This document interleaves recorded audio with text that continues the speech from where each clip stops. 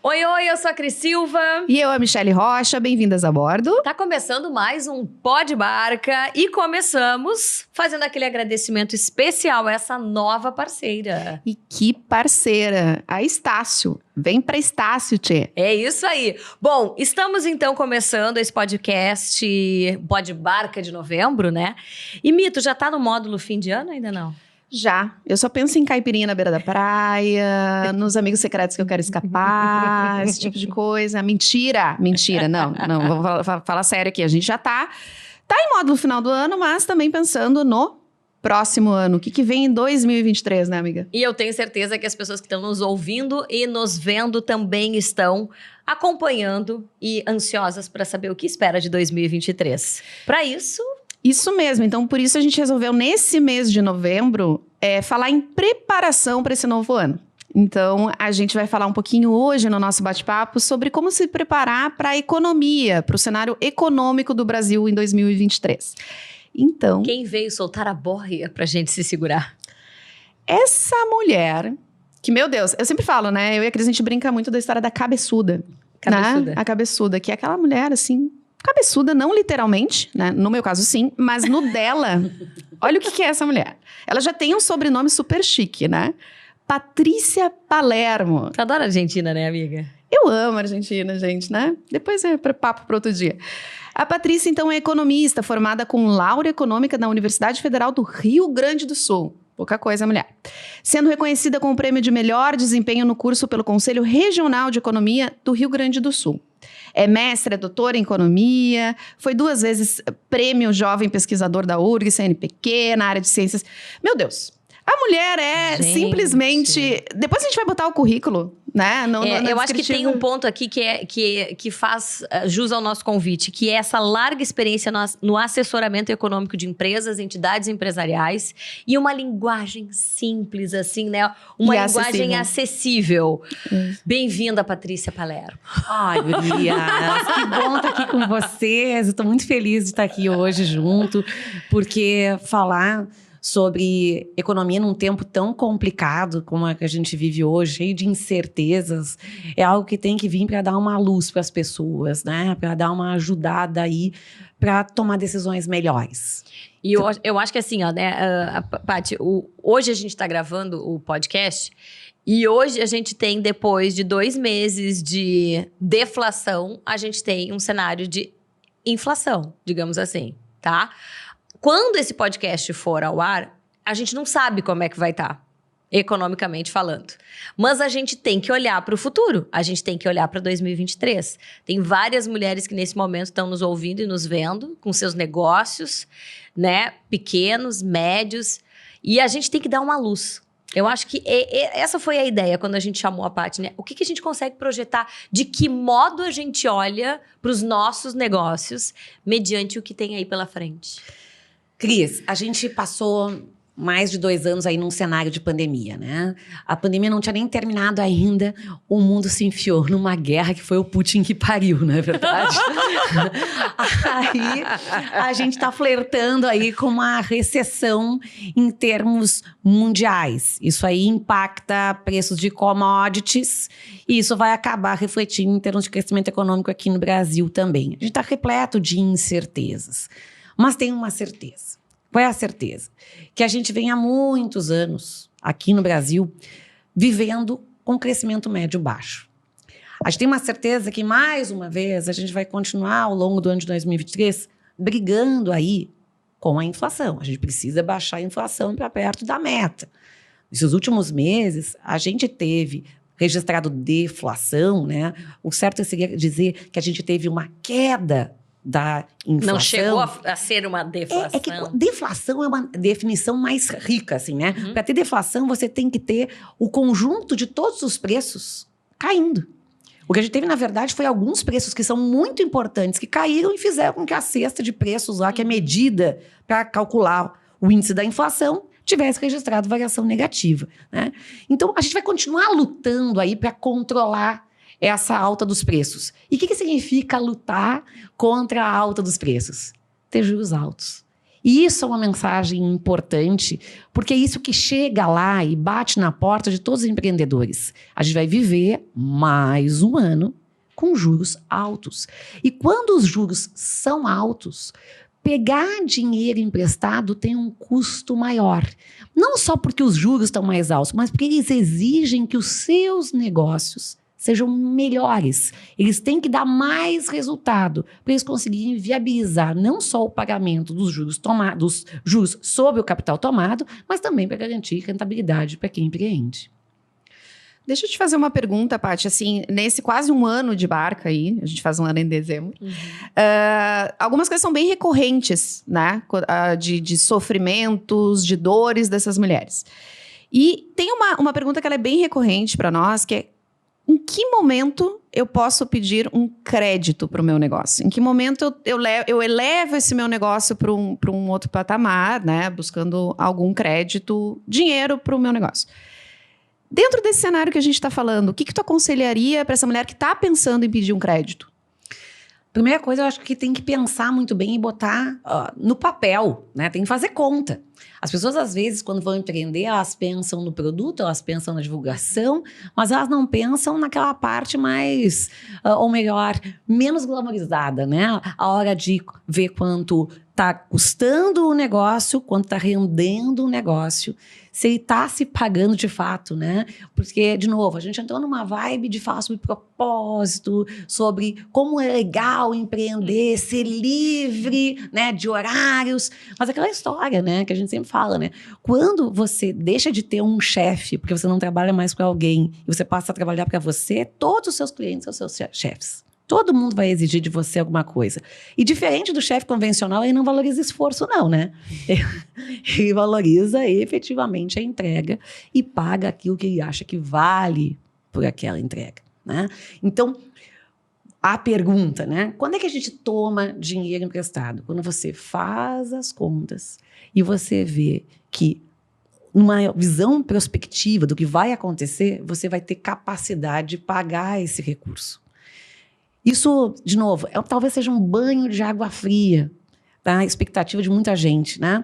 Mas você tem que calcular antes qual é que é a capacidade de retorno do seu negócio. E fazer esse cálculo de uma maneira desapaixonada. A gente está falando aqui com mulheres, né?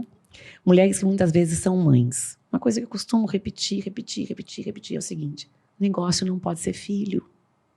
Negócio não pode ser tratado como filho, visto como filho, porque filho a gente perdoa. Filho a gente pega no colo, acalenta e diz, não, tudo vai dar certo. Mas com negócio não é bem assim, meu amigo. A analogia do final do ano. É perfeito, não perfeito. É bem assim. Então você tem que olhar e, de fato, ver se o mundo enxerga o seu negócio da forma como você olha para ele. E se o mundo não está enxergando o seu negócio do jeito que você olha para ele, a dica mais razoável é mude o seu modo de olhar para o seu negócio e profissionalize isso.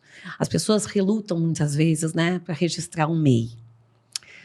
Quando você vai tomar dinheiro emprestado, você precisa de um histórico.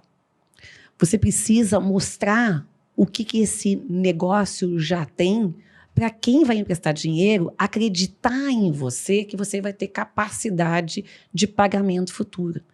Hoje, no Brasil, a gente tem algumas possibilidades ligadas aí ao Open Finance, que você pode compartilhar seu histórico.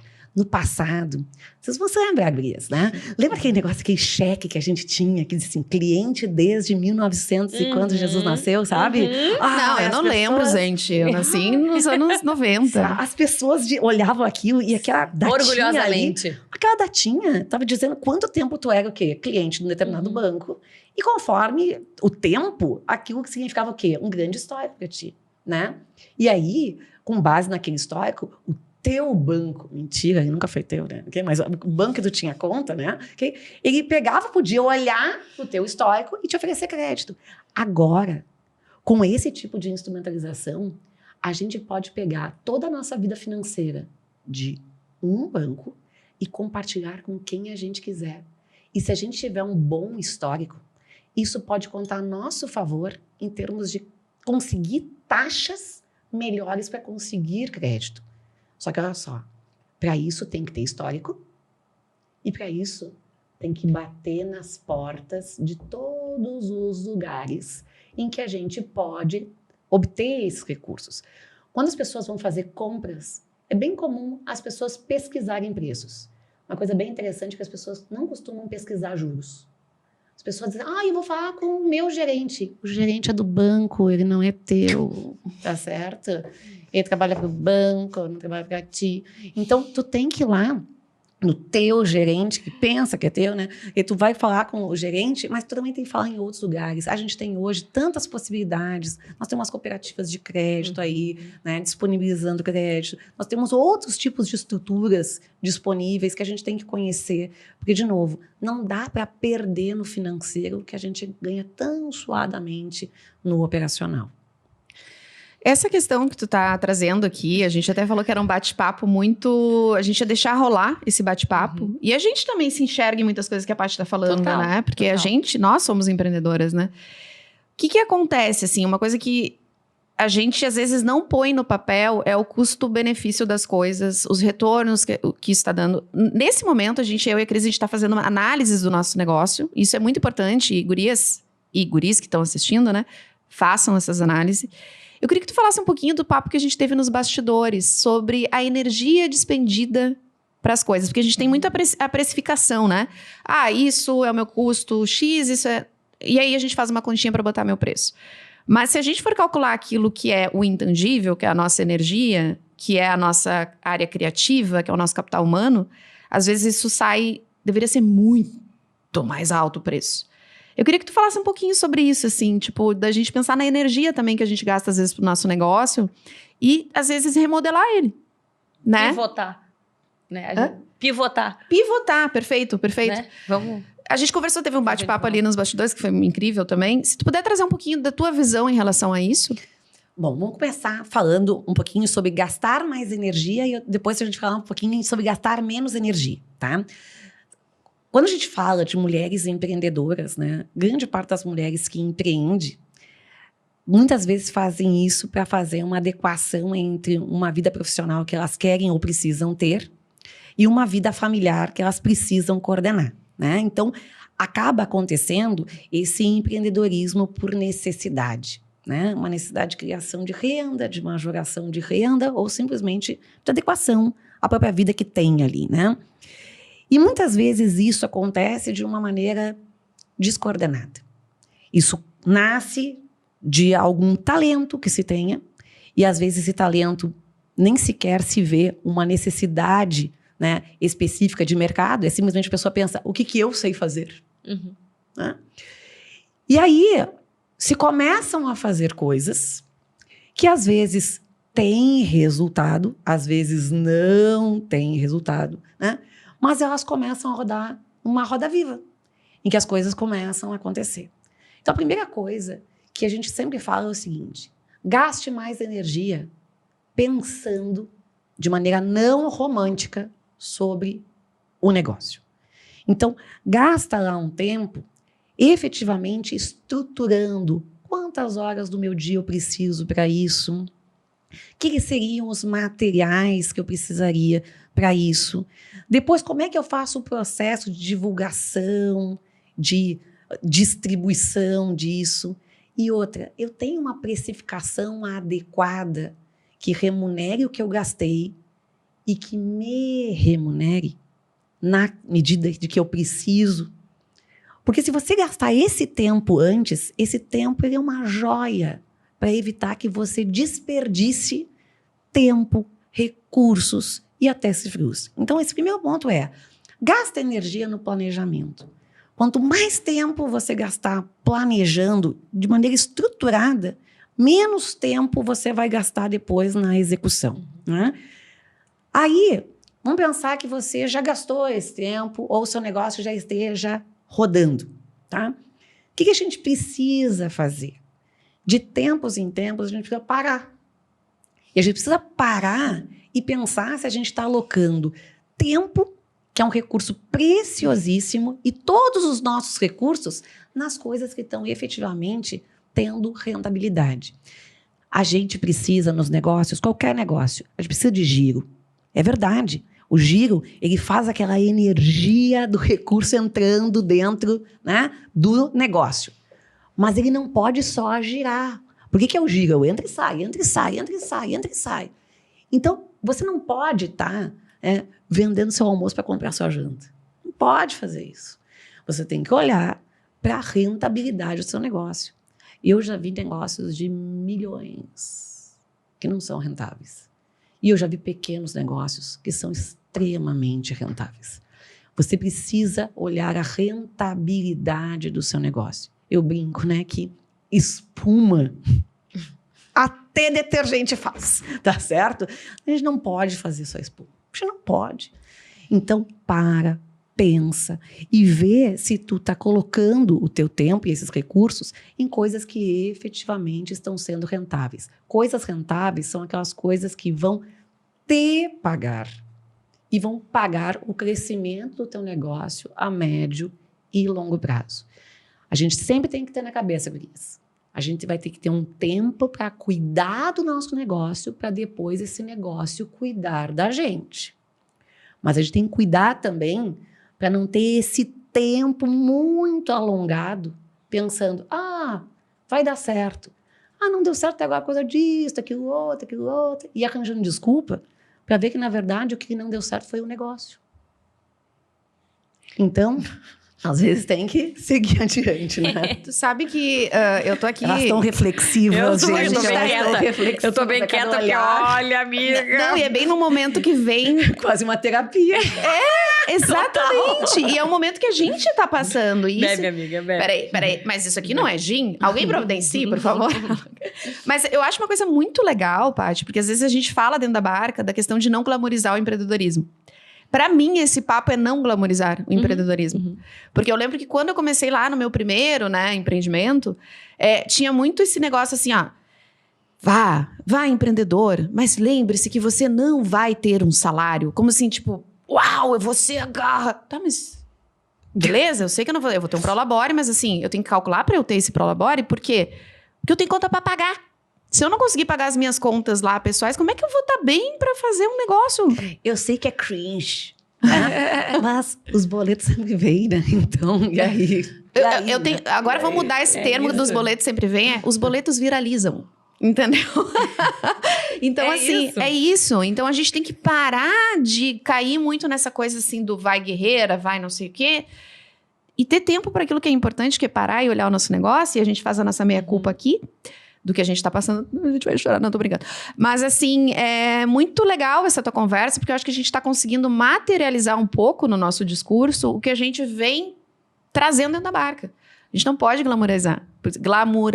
Por quê? Porque isso te leva para lugares muito... perigosos E superficiais, né? E eu acho que é bom a gente se dar conta que isso é comum, isso é normal acontecer dentro do mundo do empreendedorismo, assim, né? Essa parada, essa freada, recalcular a rota, isso faz parte, né? O processo tem que ser dinâmico, mas assim, a gente para e antes de andar de novo, vamos rever esse negócio. E eu queria aproveitar, a gente tá indo pro final, né, já da nossa entrevista, mas eu queria perguntar, dentre todas essa tua trajetória universitária, trajetória enfim, de empreendedora também, qual foi a conexão que tu acha que deu certo, assim? Isso é provocado por uma nossa parceira, a Claro, que nós temos, né, um quadro sobre conexões. E com esta cabeça maravilhosa, assim, eu disse, né? Que era cabeçuda, gente? Não, um dia, esses dias me fizeram essa pergunta, se tu pudesse ser uma pessoa, quem tu queria ser por um dia? Eu digo, agora, Patrícia Palermo. Queria pensar com a cabeça dela, querida. entendeu? Não, é porque eu tenho uma dificuldade com números, entendeu? Essas coisas, meu Deus do céu. Então, quanto mais dificuldade, mais a gente tem que estudar. Mas tu sabe que a Paty falou aqui, interrompendo um pouquinho, né, mas tudo que a Paty falou aqui é menos número e mais comportamento. Sim, mas é que tu tem que fazer o link, né? Claro, mas eu acho que esse desmistificar... O comportamento pra mim é tranquilo. O problema é Teu comportamento é tranquilo, amiga? Mas desde quando? Comportamento é tranquilo. Mas eu vejo muito na tua fala, muito mais uma questão de comportamento do que de efetivamente entender de números. Porque aqui, números dá. É isso. Mas vamos lá, vamos às Vai lá então, conexões, ó. né? Conexão Claro tem o apoio da nossa grande parceira Claro, Você Merece o Novo. E daí a gente gostaria de saber da trajetória profissional, qual o papel das conexões aí na tua jornada?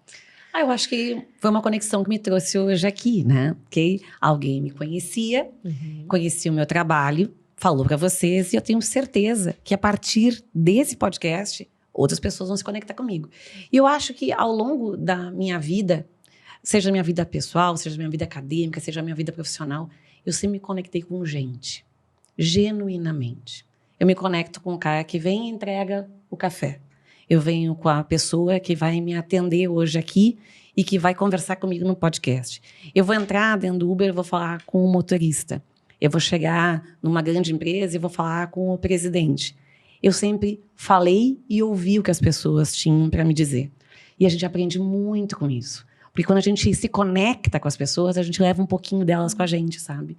E levando um pouquinho delas com a gente sempre chega muito mais longe. Dizem que o mundo dá voltas, né? Quando a gente conversa com alguém que está embaixo, quando ela estiver lá em cima, ela te puxa junto, pode ter certeza. Ai, que coisa linda! Que demais! Ela é maravilhosa. Que demais. Essa mulher é maravilhosa. Que demais. Paty, Cara, muito legal. como é que eu te compro? Não, tô brincando.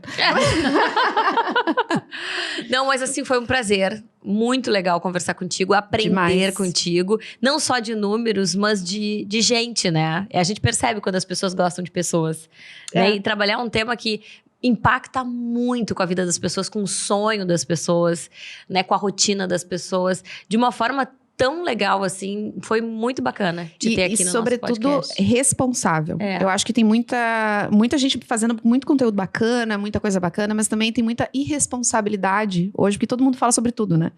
E aí, te ter aqui com toda essa bagagem, falando de uma forma clara e pensando nessa responsabilidade que tu vai levar adiante, para nós é... Sensacional. Sabe, eu trabalho há muito tempo com entidades empresariais, né? Hoje eu sou economista-chefe lá da FEComércio.